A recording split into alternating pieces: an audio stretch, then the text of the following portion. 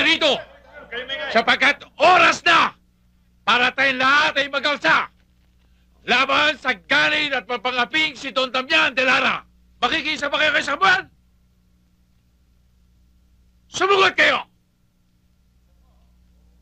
Ikaw, kaibigan, namatayan ka ng anak ng dahil sa kulupitan ni Don Damian.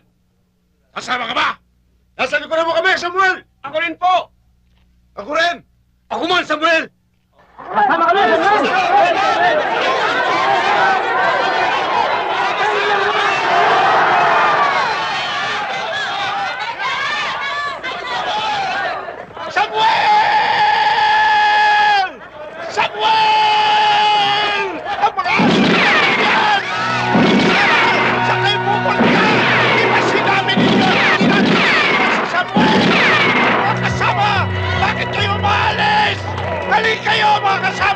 Ipakita natin sa kanila, hindi nag-iisang Samuel! Diablo! Hindi ako natatakot sa inyo! Samuel Vergara, narito kami upang ibigay ang mensahe ni Don Damian. Mga bandidong busabos, hindi ako natatakot sa inyo! Diablo! O sige, putok mo! Putok mo!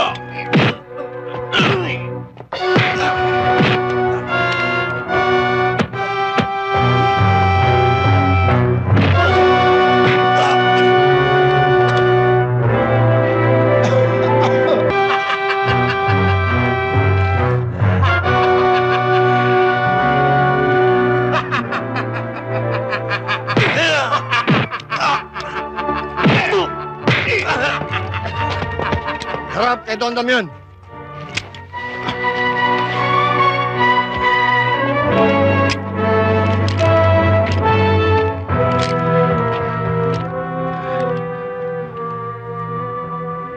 Tandaan nyo, 10 beses man ninyo ko imbon sa hukay. Aahon ako! Hindi ko patatahimikin si Don Damian. Dugong buhay akong uusik sa kanya. At sa inyong mga kampo niya, hanggang impyerno!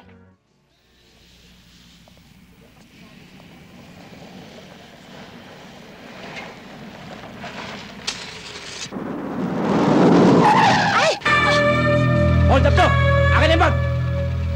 Ano aking gagawin? Sige, ikaw mingan. Akin na sabi! Ika-6 na utos ng Diyos, masama magnakaw!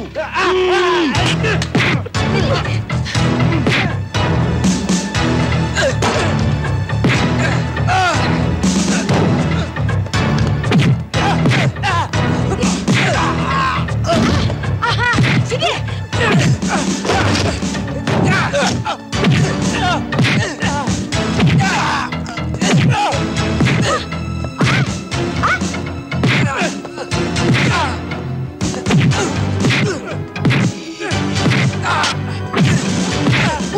Galing, ha?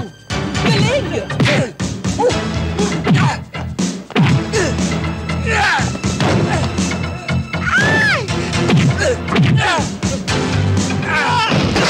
Naulit ko! Ika-6 na utos ng... Ika-8 pala! Masama magnakaw! Kalin, kami tanaw malaki utalob sa iyo, ha? Ako meron ligalo. 2,000 piso. Ikaw tanggap, ha? Naku, hindi ho. Talagang masama lang yung ginagawa ng mga snatcher. Kaya ginawa ko lang yung dapat. Bigyan ng leksyon. Alam mo, Kading, kami Mr. Lee galing Hong Kong. Bili marami alahas. Lagay lahat bag. Malaki-laki halaga din yun. Kami hindi papayag hanggat hindi ikaw tanggap pera.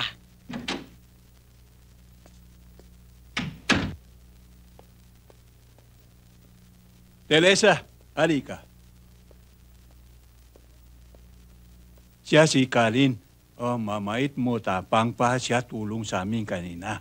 Siya si Teresa, aking mamangkin. Siya tatay, aking kapatid. Siya nanay Francis. Siya laki dito sa amin, ha? Kalin, mamuti, ha?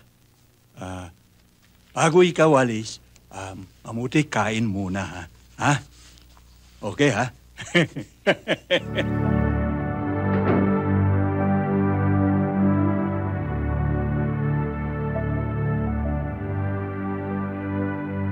Kanina ko pa napapasin tahimik ka. Iniisip mo ba rin ba yung nangyari kanina? Dodong, mabuti pa yata umuwi na lang tayo sa probinsya.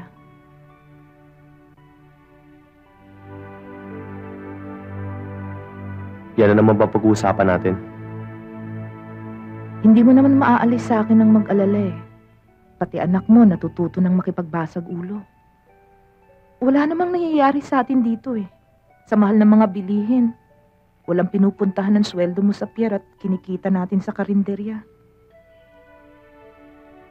Kahit konti, wala pa tayong naiipon. 1 taon na tayo dito. Wala pa akong nakikitang pag-asenso sa buhay natin. Wala na naman tayong babalikan sa probinsya na eh. May kapirasong lupa pa tayo doon. Pwede pa rin natin pagtaniman at pagkakitaan yun. Eh di kahirapan din ang babalikan natin. Mas pipiliin ko pang maging mahirap, Dodong. Pero tahimik at walang kinatatakutan. Hindi gaya ng buhay natin dito. Pakiramdam ko, napakalapit natin sa gulo. Angela, alam mo ang dahilan kung bakit ako nagpasya makipagsapalaran dito sa Maynila. Pinanganak ako magsasaka. Kaya ayoko mamatay na nakatali pa rin sa lupa.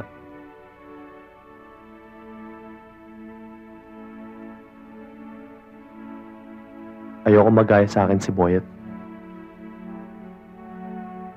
Hindi ako papayag na maranasan niya ang hirap na pinagdaanan ko. Hindi masamang mangarap, Dodong. Pero dapat kasabay ng pangarap ang kakayahan para tuparin ito.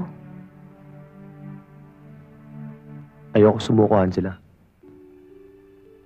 Kung kinakailangan gumapang ako para matupad ko ang pangarap ko sa inyo mag-ina, gagawin ko. Ngayon ko kailangan ng tulong nyo para makamit ko kahit kapiraso mala ng mga pangarap ko sa inyo ni Boyet.